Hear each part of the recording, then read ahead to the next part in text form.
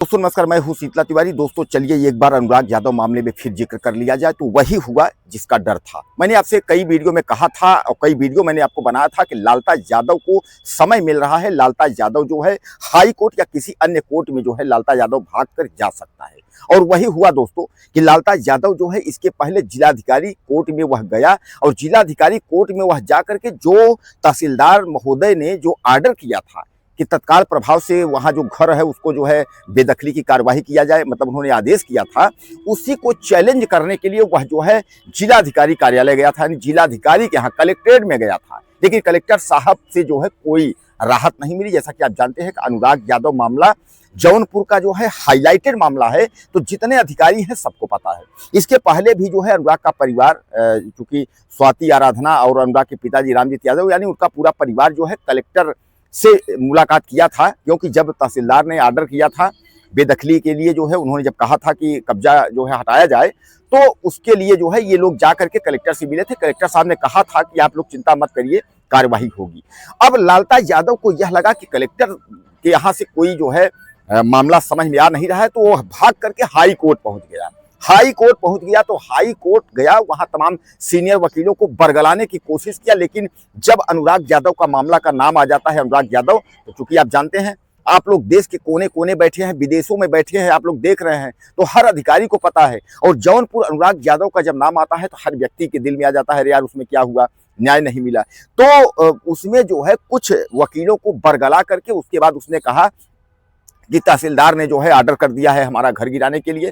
तो इस पर जो है वकीलों ने वहां बहस की और बहस करने के बाद तो हाई कोर्ट ने राहत देने से जो है इनकार कर दिया। लेकिन हाई कोर्ट ने थोड़ा सा जो है लालता के चोट पर मरहम किया है।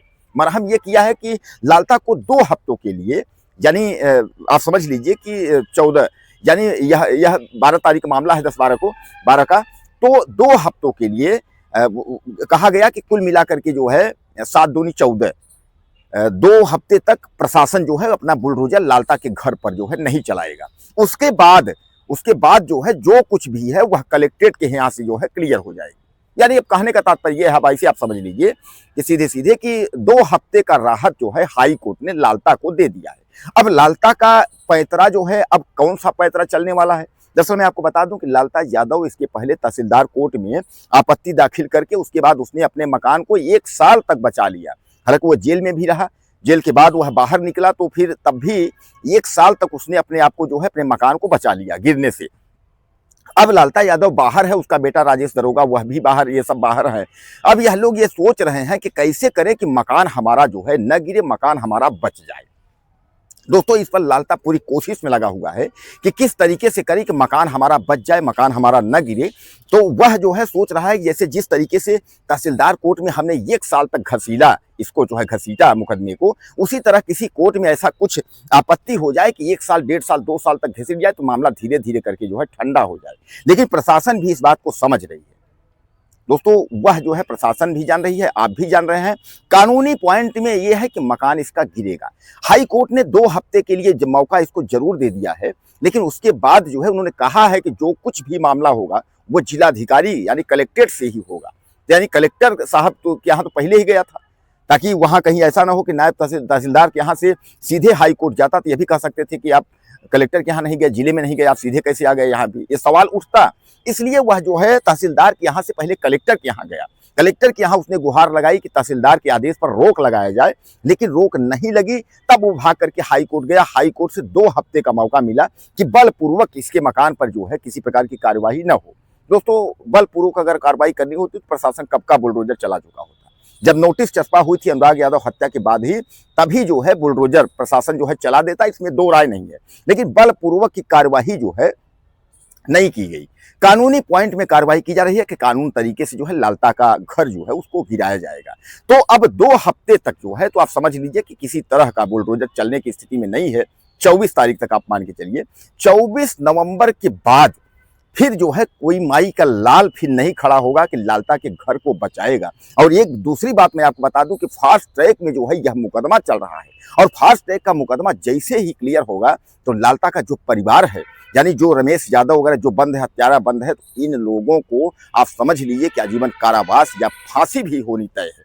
कारण यह है, यह मामला इतना हाईलाइटेड मामला है कि घर को बुलडोजर से ध्वस्त करना और इन अपराधियों को जो है जेल के सलाखों में डाल देना या इनको फांसी पर लटका देना, तभी समाज जो है चैन से बैठेगा। और दोस्तों, लड़ाई अभी हम लोग को बहुत लड़नी है। लड़ाई जो है अनुराग यादव का साथ नहीं छोड़ना है, क्योंकि अनुराग यादव का जो परिवार है वह टूट चुका है। अनुराग यादव के पिताजी को इसी सदमा की वजह से वह जो है बीएचयू बनारस में वह भर्ती हो गए थे, जिनके लिए जो है धनंजय सिंह को बेटियों ने फोन किया, सांसद आपके जौनपुर, वह पहुंचे, दवा दर्पण का जो है व्यवस्था करवाया। उनके पास पैसे नहीं है, वह बहुत टूट चुके हैं। तो कहने का तात्पर्य यह है कि आप अगर अनुराग यादव के परिवार को जानते हैं तो उनके नंबर पर आप संपर्क करते हैं। वो अगर कुछ सहयोग करना चाहते हो तो आप उनका कुछ सहयोग जो है आपसे जो हो पाए उनका कुछ आप लोग सहयोग करिए। क्योंकि ऐसा नहीं मैं कहता हूं कि आप नहीं 4,000, 6,000, 10,000, ऐसा कुछ नहीं है। सहयोग का मतलब यह है 10 रुपए से लेकर के उसके बाद जो है 10 लाख तक का भी सहयोग है। तो आप उस परिवार के साथ अगर हमदर्दी आपकी है, आप खड़े हैं, तो आप अगर थोड़ा थोड़ा करके, अगर आप बूंद बूंद करके जो है सागर बन जाता है। तो थोड़ा थोड़ा करके अगर सहयोग कर देंगे तो अनुराग यादव के पिताजी इस लड़ाई को जो है लड़ लेंगे। और जो उनको आज यह लग रहा है कि बेटा अनुराग, हम तुमको न्याय नहीं दिला पा रहे हैं, हम इस लचीले कानून व्यवस्था, इस सस्ते कानून व्यवस्था की जो अड़ैल रवैया से समझ लीजिए कि मैं बहुत कमजोर हूं, या शासन सत्ता की तानाशाही कहूं कि हम तुमको जो है न्याय नहीं दिला पा रहा हूं, 1 साल का वक्त हो गया है। यही सब देखते हुए सदमा उनको हुआ, सदमा से वह बीमार पड़ गए हैं। हालांकि उनकी दवा चल रही है बीएचयू वाराणसी में जो है। तो कहने का तात्पर्य यह है कि लालता को यह पता है दोस्तों कि घर भी गिरेगा, सजा भी होगी, लेकिन लालता सोच रहा है कि ये दिन जो है चले, कई दिन जो है चलता रहे। कम से कम ये है कि जितने दिन बचा रहेगा उतने दिन बचा रहेगा, नहीं एक दिन उसको यह खूब पता है लालता यादव को कि घर गिरेगा। उसको चूंकि वह पता चल गया है, उसको जब तहसीलदार के यहाँ से जब ऑर्डर हो गया, उसको पता चल गया कि अगर कहीं भी जाएगा तो तहसीलदार के यहाँ से ऑर्डर, इसी ऑर्डर के अनुसार जो है कार्यवाही होती जाएगी और फैसला होता जाएगा। यानी इसको घर जो है गिराना ही गिराना है। अब घर जो है शासन कब गिराती है, इसका वक्त कब आता है, अभी बहरहाल 24 तारीख 2 हफ्ते तक जो है हाईकोर्ट ने रोक लगाया है। अब फिर वापस इसको लौट करके फिर उसी अदालत में जो है जिलाधिकारी और वही अदालत में फिर जाना है, जहां से कि इसका पतन होगा, जहां से कि इसका घर जो है गिरना शुरू हो गया। तो कुल मिलाकर के आप समझ लीजिए दोस्तों कि अब जो है लालता यादव मिट्टी में मिल चुका है, बर्बाद हो गया है। यानी एक तरीके से जैसे मैं आपको बताया, मिट्टी में मिल जाना का मतलब बर्बाद हो जाना, सब कुछ खत्म हो जाना। इसका सब कुछ खत्म हो गया, समझ लीजिए। तब जो है गिड़गिड़ा रहा है, दौड़ रहा है, भाग रहा है, इसलिए कि इसको 2 हफ्ते की राहत दी गई है। 2 हफ्ते बाद जो है फिर कोर्ट का जो डंडा है वह फिर चलेगा और जो है फिर जो अग्रिम कार्यवाही है वह होगी। दोस्तों, आप कहाँ से हमारा वीडियो देख रहे हैं और अपनी राय मुझे जरूर आप लोगों को कुछ लिखना हुआ लिखिएगा, लेकिन आप जो है अपना पता मुझे बताना ना भूलिएगा कि आप कहाँ से देख रहे हैं, भारत से हैं या विदेश में हैं। विदेश में हैं तो कहाँ से हैं, अपना नाम परिचय आप मुझे जरूर दीजिएगा। और कुछ कहना हो तो आप मैसेज करिएगा, मैं आपके साथ हूँ। और जो कुछ आप कहेंगे, मैं सारे कमेंट आपके देखता हूँ, सारे कमेंट पढ़ता हूँ और रिप्लाई भी अगर जिसकी ज़रूरत समझता हूँ, अगर कुछ सवाल है अगर आप करते हैं तो मैं रिप्लाई भी देता हूँ। तो आप मुझे मैसेज करें, चैनल को सब्सक्राइब कर लें। अगले वीडियो में फिर मिलते हैं। नमस्कार।